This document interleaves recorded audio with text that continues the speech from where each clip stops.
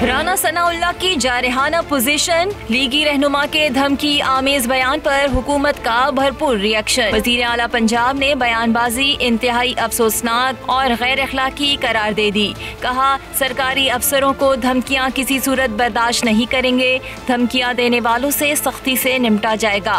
मुआविन खुसूसी फिरदौस आशिक अवान भी बरस पड़ी। कहा, नून लीग के गुंडे किसी गलत फहमी में ना रहे, हुकूमत अपने अफसरान के तहफ़्फ़ुज़ में सबसे आगे खड़ी होगी। सरकारी एहलकारों को, इंतजामिया को सरेआम ललकार के धमकियां दी हैं और उन्हें सरकारी काम से पीछे हटाने के लिए एक सरकारी फरीजे की अदायगी के रास्ते में उन्होंने जिस तरह की मनफी इंतहाई घटिया और गलीज ज़बान इस्तेमाल की है, मैं उसकी मजम्मत भी करती हूँ। सूबाई वजीर फयाजुल हसन चौहान ने कहा, अलॉटमेंट के खिलाफ एक्शन कानून का तकाजा है, सियासी इंतकाम नहीं।